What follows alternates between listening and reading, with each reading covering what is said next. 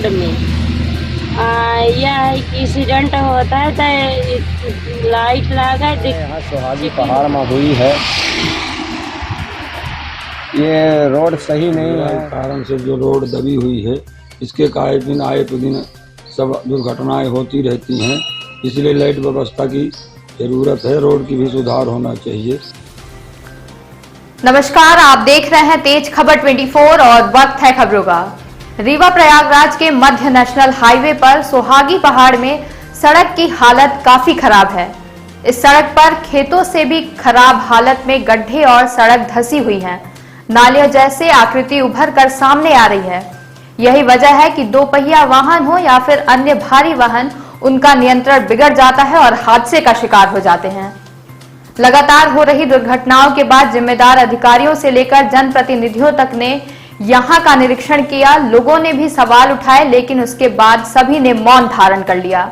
लगातार हो रहे हादसे के बाद अपनी कमियां छुपाने के लिए किसी ने वाहन चालक को दोषी ठहराया तो किसी ने वाहन मेंटेनेंस को, लेकिन सड़क की बदतर हालत के लिए किसी ने अपना मुंह नहीं खोला। इन गैर जिम्मेदारों ने हद तो तब पार कर दी जब 15 घरों में मातम पसरने के बाद भी अपनी आंखें नहीं खोली हैं। हम आपको बता दें कि हाल ही में यहां यात्रियों से ओवरलोड एक बस ट्रेलर से टकरा गई थी, जिसमें 15 लोगों की जान चली गई, साथ ही 40 यात्री जख्मी हो गए थे। इस हादसे में मरने वाले ज्यादातर यात्री यूपी, बिहार और नेपाल के लोग थे, जो अपनी आजीविका के लिए चेन्नई और हैदराबाद जैसे महानगरों में जाकर रहते थे। त्योहार में घर लौट रहे थे, लेकिन एमपी-यूपी बॉर्डर पर बनी यह बदहाल सड़क काल का गाल बन गई। सोहागी बस हादसे के बाद एमपी को यूपी से जोड़ने वाली है। सड़क रीवा ही नहीं, देश के अन्य हिस्सों में भी खराब गुणवत्ता के लिए चर्चा में आ गई है। मेरा नाम विद्यावती है। ये हम बोले थे कि यहाँ न लाइट लगे रोड में। यह एक्सीडेंट होता है तो लाइट लगा चिकिन हुआ है। आरटीओ चिकिन करे कि बस कंट्रोल करे कि धीमे धीमे जा, जो स्पीड में भागा था तो वो धीमे धीमे जा। यह हमारा निवेदन है। सड़क निर्माण करने वाली कंपनी बंसल ग्रुप को रखरखाव की जिम्मेदारी सौंपी गई है। मेंटेनेंस के नाम पर ठेका कंपनी वाहन चालकों से टोल टैक्स भी वसूल रही है, लेकिन रखरखाव का ध्यान नहीं रखा जा रहा है। पूरी तरह से उबड़ खाबड़ हो चुकी इस सड़क पर पहले ही कई हादसे हो चुके हैं, जिसमें कई लोगों की जान चली गई है, लेकिन शासन, प्रशासन, जनप्रतिनिधि व सड़क निर्माण करने वाली कंपनी किसी को फर्क नहीं पड़ा।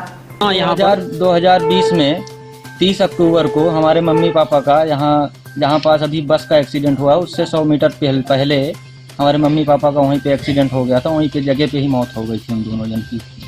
पहले ये था कि ब्रेकर नहीं थे, इसके वजह से हुआ था। अभी ब्रेकर भी बन गए, फिर भी रोज का रोज वही हो रहा है। एक्सीडेंट का बंद नहीं हो रहा है, एक्सीडेंट तो हो ही रहा है। क्या सही नहीं होने के कारण क्या ये जो रोड है, रोड ओवरलोड की वजह से ही दब गई है। अभी बाइक लेके भी आप उतरो ना तो बाइक एक ही साइड भागती है। इसके वजह से ही एक्सीडेंट होता रहता है। क्या कर सकते हैं। पहाड़ में दुर्घटना के बने ब्लैक स्पॉट पर हर महीने औसतन 15 से 20 दुर्घटनाएं हो रही हैं। कुछ दुर्घटनाएं में स्थानीय स्तर पर सूचना भी दी जाती है और सीधे प्रयागराज या अन्य जगहों पर उपचार के लिए चले जाते हैं। हम आपको बता दें, सोहागी पहाड़ पर नेशनल हाईवे की सड़क की गुणवत्ता को लेकर लगातार सवाल उठते रहे हैं। शुरुआती दौर में ही यहां पर दुर्घटना होना प्रारंभ हो गई थी। हालांकि जब इनका निर्माण नहीं हुआ था तब यह रास्ता सकरा था, उस दौरान भी दुर्घटनाएं हो रही थी। सड़क चौड़ीकरण के बाद उम्मीद बढ़ी कि दुर्घटनाओं में कमी आएगी, लेकिन इसमें और बढ़ोतरी हो गई है। इसकी प्रमुख वजह सड़क की खराब गुणवत्ता को माना जा रहा है। इंजीनियरों और जिम्मेदार अधिकारियों द्वारा इसकी गुणवत्ता को सही बताया गया है, लेकिन लगातार हो रहे हादसों की वजह से अब जिम्मेदार पर भी सवाल उठने लगे हैं। वहीं इस सड़क पर लोगों की मौत का सिलसिला लगातार जारी है, जबकि जनप्रतिनिधि और जिम्मेदार मात्र बयानबाजी तक सीमित हैं। लगातार हो रहे हादसे के बावजूद भी ठेका कंपनी के ऊपर अब तक किसी भी प्रकार की कार्रवाई नहीं हुई है। लगातार हो रही दुर्घटनाओं की वजह से रखरखाव में लापरवाही करने वाले ठेका कंपनी को मौत का जिम्मेदार बताते हुए कई बार एफआईआर दर्ज कराने की मांग की गई है। इसकी शिकायत कलेक्टर एसपी सोहागी थाने में दर्ज कराई गई, लेकिन ठेकेदार के ऊपर अब तक किसी भी प्रकार की कार्रवाई नहीं हुई है। अब देखना यह होगा कि और कितनी मौतों के बाद यह जिम्मेदार अपनी कुंभकर्णी नींद से जागेंगे या फिर इसी तरह सोते रहेंगे और लोगों की जान से खेलते रहेंगे।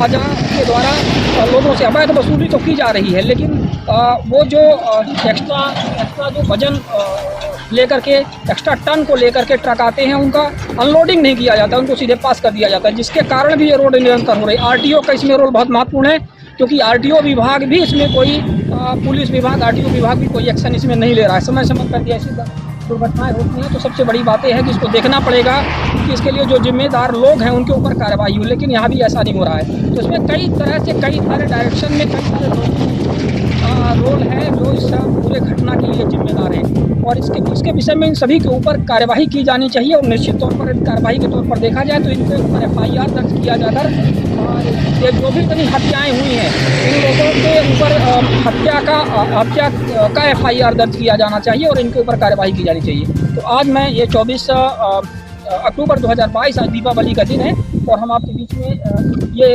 वस्तुस्थिति यहाँ पे पहुँचा रहे हैं कि ये जो एक दुर्घटना हुई है यहाँ से 500 मीटर दूर है, वो वीडियो भी मैं आपको इसमें दिखाऊंगा। रिकॉर्डिंग की हुई है। यहाँ पर बस अभी भी खड़ी हुई है, ट्रक का जो पोर्शन था वो ट्रेलर का वो तो चला गया है, वो खींच ले गया है, जो भी कंपनी रहा होगा, जिसका भी ट्रेलर रहा होगा, लेकिन बस अभी भी है। और बस इससे बड़े मुश्किल से 100 मीटर दूर ही ऐसे टर्न पे हुआ है। ये खतरनाक जगह है जहाँ पर ये बहुत ही ढलान और रोड की जो डिज़ाइन की कमी के कारण, इसके अलाइनमेंट की कमी के कारण, ज्योमेट्री में कमी के कारण और इसकी गुणवत्ता में कमी के कारण ये आज एक्सीडेंट हुआ है। इसलिए पूरी तरह से प्रशासनिक अधिकारी और ये कंपनी जिम्मेदार है। धन्यवाद। मैं शिवानंद द्विवेदी आपको यहाँ पर इस प्रकरण को दिखाते हुए इसको स्टॉप करता हूँ।